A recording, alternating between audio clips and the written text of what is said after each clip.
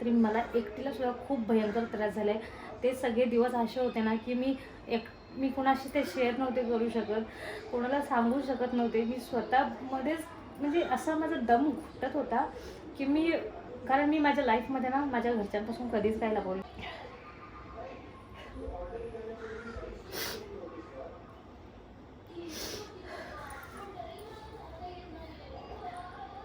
किती मनापासून आज सगळ्यांच्या समोर माफी मागते. माझ्यामुळे तुम्हाला वाईट वाटलं, माझ्यामुळे तुम्ही रडलात, माझ्यामुळे तुम्हाला त्रास झाला, त्या सगळ्या गोष्टींसाठी मला प्लीज माफ करा. मला ह्या गोष्टीचा सतत त्रास व्हायचा, सतत म्हणजे जेव्हा जेव्हा मी विहानला बघायचे, जेव्हा जेव्हा विहान माझ्यासमोर यायचा, मला फक्त मला विश्वास नाही बसणार. मी त्यांना गाडीमध्ये कसं बसवलं ना ते फक्त मला माहिती आहे आणि त्या देवाला माहिती आहे. गेली होती मुलांसाठी, राहिली होती मुलांसाठी आणि परत देखील आली ती पण मुलांसाठी. मला माझ्या घरच्यांना, माझ्या मुलांना खूप त्रास झाला. ते म्हणतो ना आपण एका पडद्यामागची गोष्ट असते की तो त्रास कोणाला दिसत नाही. Hello everyone, welcome back to another new blog. आणि हा माझा फर्स्ट ब्लॉग असेल, तर खूप जण माझ्या ब्लॉगची वाट बघत होते, त्याबद्दल धन्यवाद. तर मोस्ट अवेटेड ब्लॉग हा होणार आहे. आणि सगळ्यात आधी म्हटलं सिया विहानला दाखवूया. सिया विहानचा वेळ कार्टून बघायचा. आत्ता जस्ट त्यांनी नाश्ता केला आणि आज मी वेळात वेळ काढला आहे आणि म्हटलं तुमच्याशी आज मी बोलणार आहे.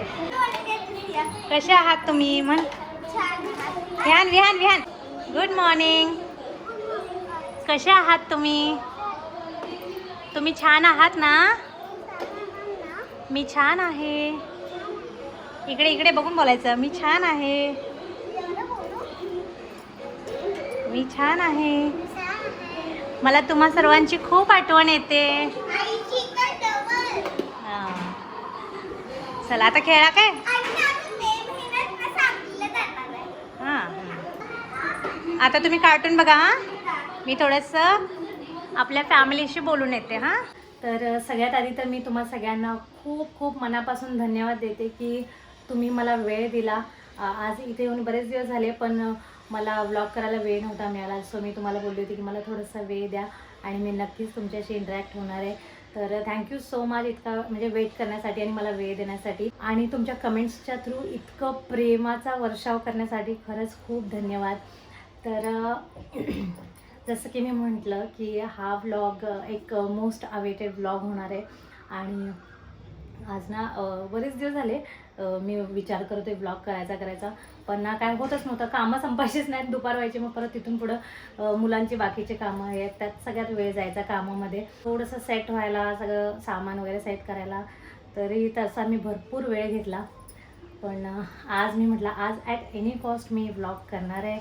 कारण तुम्हाला पण इतकं वेळ मी म्हणजे थांबवणं पण चांगलं नाही. म्हणून मग चॅनलला एकही व्लॉग नव्हता. म्हणून मी काय करायचे, थोड्यात वेळात वेळ काढून एखादं गाणं शूट करायचे आणि ते पोस्ट करायचे. म्हटलं एकदम ब्लँक चॅनल राहण्यापेक्षा काहीतरी पोस्ट करूया ॲटलिस्ट.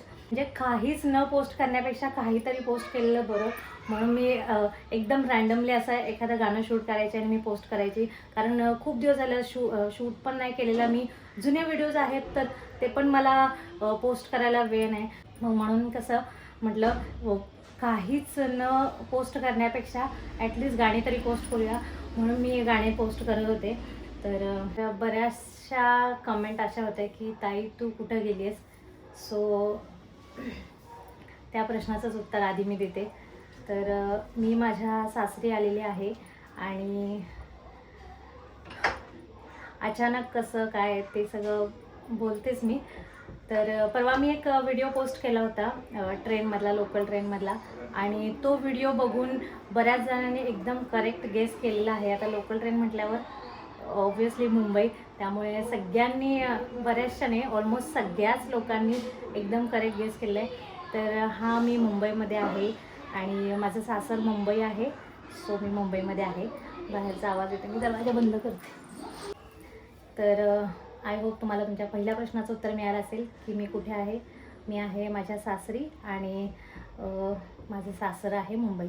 सो परवाचा जो व्हिडिओ होता तो आम्ही चाललो होतो करी रोडला. कारण तिकडे आपलं स्वामी समर्थांचा मठ आहे ना, सो आम्ही तिकडे गेलो होतो दर्शनाला. आणि मग तो असंच मी सियाला घेऊन मी असंच शूट केला रँडमली एक गाणं आणि तो पोस्ट केला. तर सगळ्यांनी एकदम करेक्ट ओळखलं की मी मुंबईमध्ये आहे. तर दुसरा प्रश्न की हां, पहिला प्रश्न कुठे गेली आहे तर सासरी. दुसरा कुठे आहे, कुठे राहतेस तर मुंबईमध्ये. आणि आता मी सांगते अचानक कसं काय आले. तर तुम्हाला तर माहितीच आहे, विहान जन्मल्यापासून मी तिकडेच होते माझ्या माहेरी सांगलीला. आणि आज विहान 4 वर्षाचा झाला तरी मी तिकडेच होते. आता मी कसं आहे, तुम्ही मला खूप दिवसापासून ओळखतात त्यामुळे तुम्हाला माहितीच आहे माझा स्वभाव कसा आहे. तर मला ना असं एकदम प्रॉब्लेम्स असं शेअर करायला नाही आवडत. तर जसं की तुम्हाला माहितीच आहे, गेली 4 वर्ष मी सांगलीमध्ये होते आणि ऑब्व्हियसली काहीतरी प्रॉब्लेम असल्यावरच मुलगी माहेरी राहते. तर होते प्रॉब्लेम्स. आणि आता अचानक कसं काय 4 वर्षानंतर जर असा जर प्रश्न जर म्हणजे ऑब्व्हियसली सगळ्यांच्या मनात आहेच. तर ह्या म्हणजे सांगायचं म्हटलं ना तर मी ह्या प्रश्नाचं म्हणजे अचानक मी हा निर्णय कसा काय घेतला. तर एका लाईनमध्ये जर उत्तर द्यायचं म्हटलं ना, लाईट गेली परत आली. तर एका लाईनमध्ये जर उत्तर द्यायचं म्हटलं ना तर एवढंच सांगेन की गेली होती मुलांसाठी, राहिली होती मुलांसाठी आणि परत देखील आली ती पण मुलांसाठी. तर माझे सिया विहान ह्यांच्यासाठी मी हा निर्णय घेतला म्हणजे इथं रिटर्न येण्याचा. म्हणजे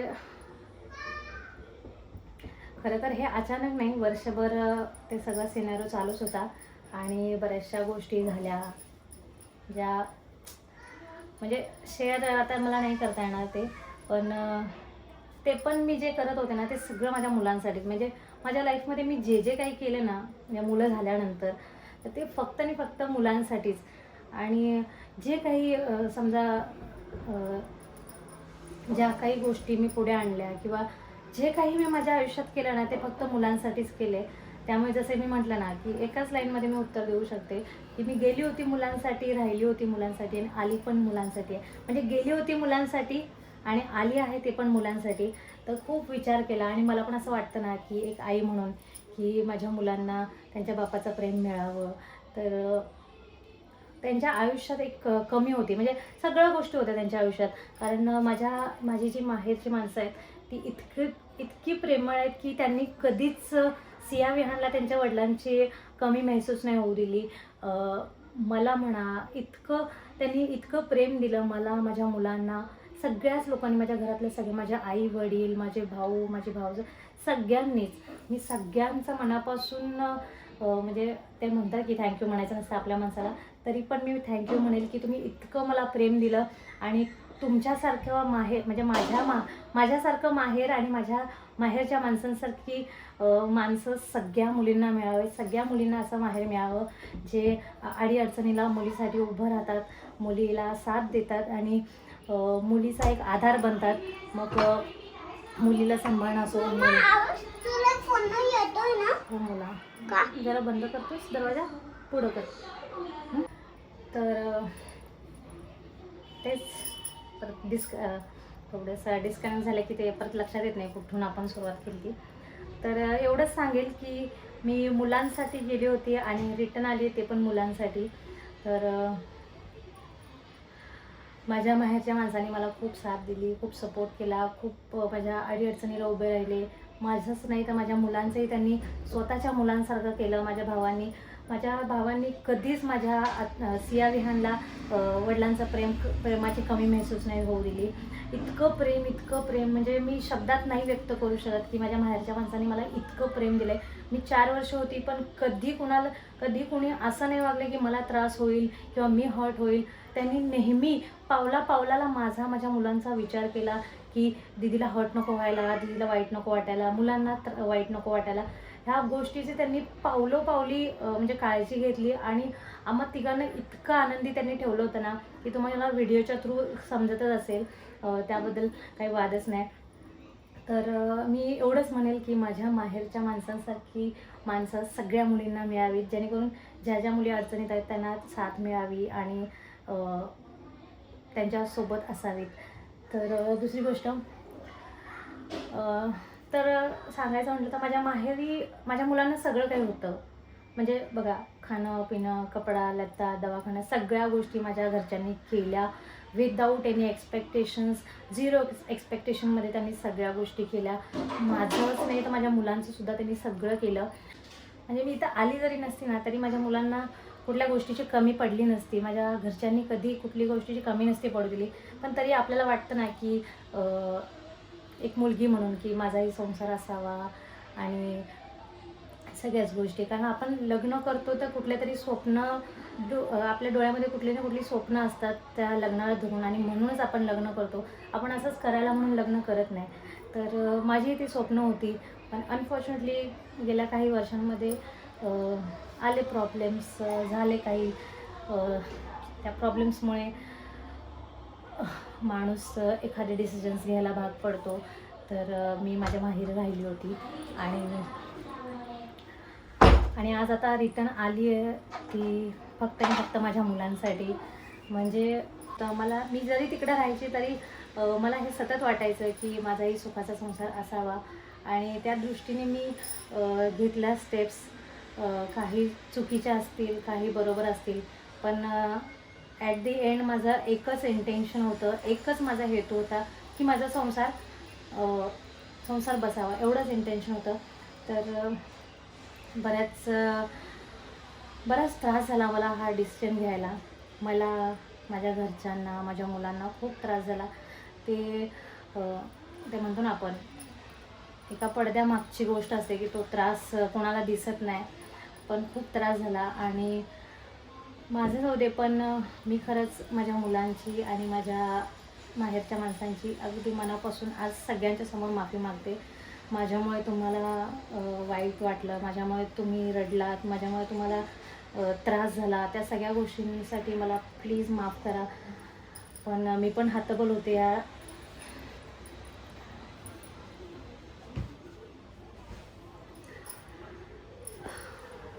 तर अजून एक गोष्ट सांगायची म्हणजे माझा विहान जन्मला तेव्हापासून मी तिकडेच आहे ना, सांगलीला.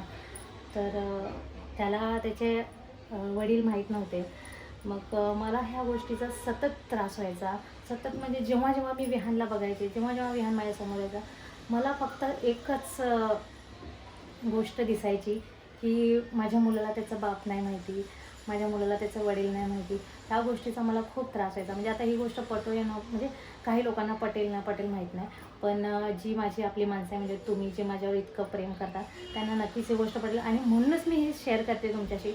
म्हणजे ही खूप आतली भावना आहे जी मी तुमच्याशी शेअर करते. आता तुम्ही माझ्यावर इतकं प्रेम करता म्हणजे मी एवढं तरी शेअर केलंच पाहिजे ॲटलिस्ट. तर मला ना सतत म्हणजे एक सेकंड पण अशी फिलिंग आली नाही असं नाही की मला जेव्हा जेव्हा मी विहानला बघायचे ना तेव्हा मला ते वाटायचं की अरे यार, माझ्या बाळाला त्याचा बाप पण नाही माहिती. ह्या गोष्टीचा मला भयंकर त्रास व्हायचा. आणि मला खूप अशी इच्छा होती की माझ्या म्हणजे सियाचं तर जाऊ दे, सियाने कसं, सियाला तिचे वडील माहिती आहेत की, आणि आधी ते त्यांच्या अंगाखांद्यावर खेळलेली आहे, त्यामुळे मला सियाचं काय वाटायचं नाही. पण जेव्हा जेव्हा मी विहानला बघायचे ना मला खूप वाईट वाटायचं की माझ्या बाळाला त्याचा बाप पण नाही माहिती. आणि माझी खूप मनापासून, खरं सांगा, खूप अगदी अंतकरणापासून इच्छा होती की विहानला त्याच्या वडिलांच्या अंगाखांद्यावर मला खेळताना बघायचं होतं. आणि खरं सांगू का, फक्त ह्या कारणासाठी मी आलेली आहे इथं. आणि अजून सांगू का की जेव्हा मी बघते ना सिया विहानला, स्पेशली विहानला, कारण सिया कशा आधी त्यांच्यासोबत खेळली वगैरे आहे, तर जेव्हा मी विहानला बघते ना की त्याच्या पप्पांसोबत तो खेळतो, अंगावर मस्ती करतो, हात पकडतो, ते त्यांना उचलून जेव्हा घेतात आणि त्यांच्या अंगाखांद्यावर तो खेळतो, तर ते बघून ना मला इतका आनंद होतो ना की तो आनंद मी आता शब्दात नाही व्यक्त करू शकत. आणि खरं तर तेच मी बघण्यासाठी आणि तेच माझ्या मुलांना मी देण्यासाठी इथं आलेले आहे. बाकी माझा दुसरा काही हेतू नाही इथे येण्यामागे. आणि गेली पण होती मी, माझ्या मुलांसाठीच गेली होती, पण आता रिटर्नही आले, मुलांसाठी आले. आणि तिकडे जाण्यामागे दुसरा काहीच हेतू नव्हता आणि इथे येण्यामागे सुद्धा दुसरा काही हेतू नाही आहे. फक्त आणि फक्त माझ्या मुलांना त्यांच्या वडिलांचं प्रेम मिळावं. बघा आपण खूप बोलतो, पण आपण मी भले सगळं देऊ शकले असते माझ्या मुलांना, आई वडील दोघांचं प्रेम देऊ शकले असते.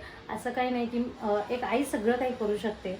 मी आईचंही प्रेम दिलं असतं, बापाचंही दिलं असतं. त्यांच्या आयुष्यात त्यांच्या प्रत्येक ठिकाणी मी उभी राहिली असती खंबीरपणे. त्यांच्या अडीअडचणींना सामोरे गेले असते. त्यांच्यावर कुठली संकट आली तरी मी खंबीरपणे मी आधी त्यांच्या समोर उभी असते. सगळं काही मी केलं असतं. त्यांचं शिक्षण केलं असतं, संस्कार लावले असते. ऑब्व्हियसली करतेच मी, आणि ऑब्व्हियसली सगळ्याच आई करतात. तर मी असा विचार करते, मी सगळं केलं असतं. त्यांचे शिक्षण, त्यांचे संस्कार, त्यांना घडवणं, त्यांना एक चांगला माणूस बनवणं, सगळ्या गोष्टी केल्या असत्या. पण एक जे आयुष्यात त्यांच्या कमी आहे, म्हणजे वडिलांचं प्रेम, ती मी कशी भरून काढू ना. म्हणजे ती जी पोकळी आहे ती मी कशी भरून काढणार पुढे सुद्धा आयुष्यात. तर फक्त आणि फक्त या विचारासाठी की त्यांच्या आयुष्यातली ती पोकळी मला भरून काढायची होती, आणि फक्त तेवढ्यासाठीच मी इथं आली आहे. आणि खरं सांगू का, मला आता इतकं बरं वाटतं ना. म्हणजे बघा, एका आईला दुसरं काही नाही पाहिजे, फक्त त्यांच्या मुलांचं सुख पाहिजे. आणि तसंच मलासुद्धा, मी फक्त सिया विहानला जेव्हा बघते ना आनंदात, त्यांच्या वडिलांसोबत खेळताना फिरताना, तर मला खूप छान वाटतं. आणि खरं तर तुम्हाला सांगू का, सिया खूप चिडचिड करते. म्हणजे आता कसं विहान छोटा आहे, त्याला काही समजत नाही सोडा, तो लगेच मिक्सअप होतो. सिया थोडीशी मोठी आहे, आणि माझ्या मुलांना तिकडची सवय आहे सांगलीची, आणि माझ्या माहेरच्या माणसांची, म्हणजे माझे मम्मी पप्पा, माझे आतुलाजे, माझे भाऊजे, सगळ्यांची सवय आहे. आणि त्यांना इतकी सवय ना की एक वेळ त्यांना मी डोळे झाकून त्यांच्यावर मी विश्वास ठेवू शकते आणि मुलांना सोडू शकते, असं आहे त्यांच्यासोबत त्यांचं नातं. आणि इवन त्यांना माझ्यापेक्षा पण ते जास्त लागतात. तर मी जेव्हा सिया विहानला आणत होती ना, तुम्हाला विश्वास नाही बसणार, मी त्यांना गाडीमध्ये कसं बसवलं ना, ते फक्त मला माहिती आहे आणि त्या देवाला माहिती आहे.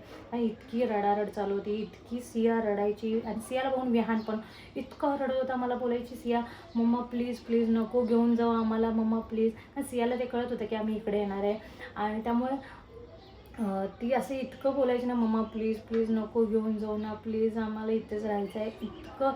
मला इतकं ते वाईट वाटायचं. पण मी जो निर्णय घेतला होता तो त्यांच्यासाठीच घेतला होता ना. ते भले त्यांना आत्ता नाही समजत आहे, कारण त्यांची तेवढी ते एवढे मोठे नाही आहेत की त्यांना माझ्या त्या डिसिजन समजेल. मग त्यांची इतकी रडारड व्हायची, मला खूप त्रास व्हायचा त्यांचं ते हाल बघून, ते रडताना बघून.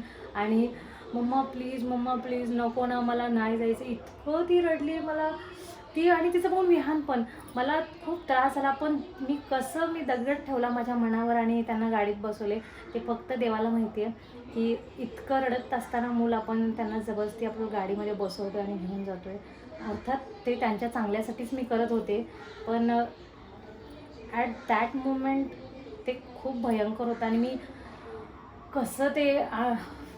कसं ते फेस केलं आहे ते फक्त मला माहिती आहे. आणि असंच नाही की फक्त तो दिवस तर भयंकर होताच, नो डाऊट. आणि इतकी रडारड, प्लस माझ्या घरच्यांना पण माझा इतका त्रास झाला, कारण माझा हा डिसिजन मी अचानक नव्हता घेतला. पण अचानक मी तारीख सांगितली. म्हटलं, तारीख मी लवकर नव्हती सांगितली ह्यासाठी, कारण आता बघा, एखादी आपण तारीख सांगितली की मी ह्या तारखेला जाणार आहे, तर ती तारीख येईपर्यंत माणसाला त्रास होतो ना, की जाणार आहे हे त्रास होतो. आणि माझ्या घरच्यांनाही त्रास होणार, सियाला त्रास होणार. सियाला कळते ना, ते विहानला काही कळत नव्हतं सोडा, पण सियाला ते कळत होतं की आता जाणार आहे, तर तिला खूप त्रास व्हायचा. त्यामुळे मी तारीख तेवढी एकदम एंडला सांगितली, कारण त्यांना त्रास होऊ नये. मग मी स्वतःपुरतेच ते ठेवलं. आणि खरं सांगू का, मी जरी स्वतःपुरतं ते ठेवलं असतं तरी मला एकटीला सुद्धा खूप भयंकर त्रास झाला आहे. ते सगळे दिवस असे होते ना की मी कुणाशी ते शेअर नव्हते करू शकत, कोणाला सांगू शकत नव्हते. मी स्वतःमध्येच, म्हणजे असं माझा दम घुटत होता की कारण मी माझ्या लाईफमध्ये ना माझ्या घरच्यांपासून कधीच काही लपवलं. मी घरातली मोठी असून सुद्धा ना, मी प्रत्येक गोष्ट मी माझ्या घरच्यांना सांगते, इव्हन माझ्या भावांना सुद्धा सांगते, त्यांचा सल्ला घेते, मग सगळ्या गोष्टी करत होते माझ्या लाईफमध्ये. सगळ्याच लग्नाच्या आधीच्या सुद्धा, म्हणजे सगळ्या गोष्टी मी शेअर केल्यात. मी माझ्या भावांपेक्षा मोठी असताना तरी मी त्यांच्यापेक्षा लहान असल्यासारखीच बिहेव करते. तर आजपर्यंत मी माझ्या घरच्यांपासून कधी काही लपवलं नव्हतं, आणि ह्या गोष्टी मी करत होते कुठेतरी माझ्या मुलांच्या चांगल्यासाठीच करत होते. पण ते लपवून मला थोडंसं करावं लागत होतं, कारण त्यांना त्रास व्हायला नको म्हणून. त्यात पण तेवढाच हेतू होता की त्यांना त्रास होऊ नये. मला खरंच माफ करा, पण माझं इंटेन्शन अजिबात नव्हतं की तुम्हाला त्रास द्यायचा.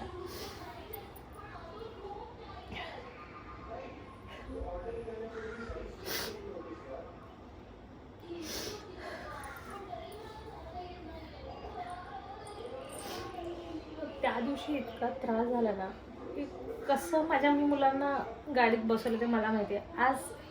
आणि तुम्हाला पटणार नाही ही गोष्ट, सिया आजच्या डेटपर्यंत म्हणजे तिथं तर माझ्यावर चिडायचीच की जाणार आहे असं म्हणजे आपण जाऊया का असं म्हटलं ना तर ती चिडायची, मला नाही जायचं, तुझं तू जायचं असले जा, अशी पण ती बोलायची कधी कधी. मी नाही जाणार, मी सांगलीत ना कुठं नाही जाणार अशी ती बोलायची.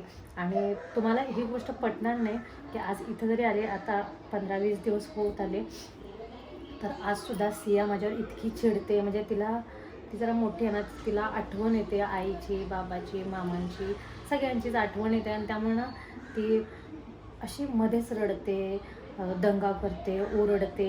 म्हणजे तिला तिची चिडचिड होते. ती म्हणते की का इथं आणलं आहे मला, कारण तिकडची तिला सवय आहे ना, त्यामुळे तिला असं वाटते की इथं नाही राहायचं तिला, मला जायचं आहे म्हणते सांगलीला, तर मला सांगलीला घेऊन चला, अशी ती रडते. आणि मी इथं आणलं म्हणून माझ्यावर ती चिडते खूप. म्हणजे चिडचिड तर करतेच, प्लस माझा जरासं रागराग केल्यासारखं करते. म्हणजे ते सुद्धा सहन म्हणजे मला होत नाही, मला खूप वाईट वाटते. पण मी तिला काहीच बोलू शकत नाही, कारण ती पण लहान आहे. आणि तिला जर तिचा विचार केला की तिला तिकडची सवय आणि अचानक मुलाला त्याच्या बालमनाचा जर विचार केला तर ती चुकीची नाही आहे. त्यामुळे मी तिला ओरडू नाही शकत. किती होईल तेवढं मी प्रेमानेच सांभाळण्याचा प्रयत्न करते. आजही ती चिडचिड करते. म्हणजे कधी मूड चांगला असतो, समजा आता तिचे पप्पा घरी असले तर त्यांच्याबरोबर ती खेळते फिरते वगैरे. पण जेव्हा तिचे पप्पा घरी नसतात तेव्हा मग एकट्यापणे ती माझ्यावर चिडचिड करते की का आणलंस तू इथं मला, का आम्हाला इथे घेऊन आलीस, मला सांगलीला जायचं आहे, मला आईची आठवण येते, मला मामांची आठवण येते, असं सारखं बोलते ना. आणि इतकी चिडचिड करते की इथं पण मला ते सगळं हँडल करायचं म्हणजे खूप अवघड जाते. पण थोडंसं तिला सवय होईपर्यंत मी सहन केलंच पाहिजे. आता माझ्याकडे पण पर्याय नाही आहे आणि मी तिला काही बोलू पण शकत नाही, कारण लहान आहे ती. तर असं आहे. तर एवढंच सांगायचं होतं की अचानक आली ती, म्हणजे फक्त आणि फक्त मुलांसाठी. त्रास भरपूर झाला. आय होप सगळं व्यवस्थित होईल. सियाला पण सवय लागेल इथली. पण आहे मला देवावर विश्वास की सगळं चांगलं होईल. आणि बस एवढंच मला सांगायचं होतं तुम्हा सर्वांना. आणि आपलं काय आहे ना, मुलांच्या सुखात आपलं सुख आहे. आज सियाला अजून सवय नाही आहे, त्यामुळे तसं तिला थोडासा त्रास होतो आहे. आणि तिचं बघून मलाही खूप त्रास होतो आहे, पण होईल हळूहळू तिला सवय. आणि आय होप माझ्या भावना तुमच्यापर्यंत पोहोचल्या असतील. आणि तर आजचा व्हिडिओ मी इथेच थांबवते. खूप मोठा झाला आहे खरं तर हा व्हिडिओ इथंपर्यंत बघितल्याबद्दल थँक्यू सो मच. आणि थँक्यू सो मच माझ्यावर आणि माझ्या मुलांवर इतकं प्रेम केल्याबद्दल. असंच प्रेम करत राहा, दुसरं काय पाहिजे की नाही. लाईफमध्ये प्रेम असेल ना तर दुसरं काहीच लागत नाही. आणि प्रेम असेल तर आपलं हे पण शांत राहतं. तर जसं की मी म्हटलं, वर्षभर हेच सगळं चालू होतं आणि त्यामुळे माझ्या तब्येतीवर पण परिणाम झाला होता. बऱ्याचशा कमेंट्स येत होत्या की ताई तू वेट लॉस करतेस का, डाएटवर आहेस का, वेट लॉस कसं केलं सांग. तर त्या कमेंट्सचा खरं तर रिप्लाय मला करता आला नाही, कारण कसं सांगू ना की मी डाएटवर नाही आहे, मी वेट लॉसवर नाही आहे. टेन्शनमुळे अर्धी झाली मी. पण तर हेच कारण आहे माझं वेट लॉस होण्यामागे, की टेन्शन माणसाला अर्ध करून टाकतं मला. तर असो, आता जे झालं आहे सगळं, तर आय होप ह्यातून सगळं चांगलंच होईल. आणि मी तर माझ्या पद्धतीने, माझ्या परीने, माझ्याकडून जेवढं होईल तेवढं मी चांगलंच करण्याचा प्रयत्न करणार. ह्याआधी मी चांगलंच करायची, पण अजून थोडंसं चांगलं करूया, आहे की नाही. म्हणजे ते सुद्धा जर कुठेतरी कमी पडत असेल तर अजून आपण एफर्ट्स घालूया चांगलं करण्यासाठी, असं मी स्वतःला सांगते. तर मला तर ऑब्व्हियसली चांगलंच करायचं आहे. एवढा मोठा निर्णय घेतला आहे तर त्यातनं काहीतरी चांगलंच करायचं. असं नाही की आपण कुठल्याही गोष्टी टाईमपाससाठी करत नाही. तर दुसरी गोष्ट, जे काही आहे मुलांसाठी आहे, जे काही केलं मुलांसाठी केलं, जे काही करण्याचा विचार केला होता ते पण मुलांसाठी, आणि आज इथं आली हे पण मुलांसाठी. सो त्यांच्याकडे बघायचं आणि आनंदाने राहायचं. दुसरं लाईफमध्ये काहीच नको आहे, फक्त सुख आणि शांती पाहिजे. आणि मुलांना जेव्हा आपण हसत बघतो, मुलांना असं, मुलांच्या माझ्या आयुष्यात एक पोकळी होती की त्यांना त्यांच्या वडिलांचं प्रेम नव्हतं. तर ती पोकळी आज मी भरून काढली ना, त्यामुळे मला ते खूप समाधान होते. म्हणजे आज मी खूप खुश आहे. म्हणजे एक सॅटिस्फॅक्शन आहे मला की मी माझ्या मुलांच्या आयुष्यातली एक पोकळी भरून काढली आहे. आणि ते बघूनच मला छान वाटतं. आणि जेव्हा मी बघते माझ्या मुलांना त्यांच्या वडिलांच्या अंगाखांद्यावर खेळताना, तर छान वाटतं. म्हणजे अजून काय पाहिजे मला, आहे की नाही. तर मला दुसरं काहीच नको होतं. मला फक्त माझ्या मुलांचा आनंद, त्यांचं भविष्य, या सगळ्या गोष्टी.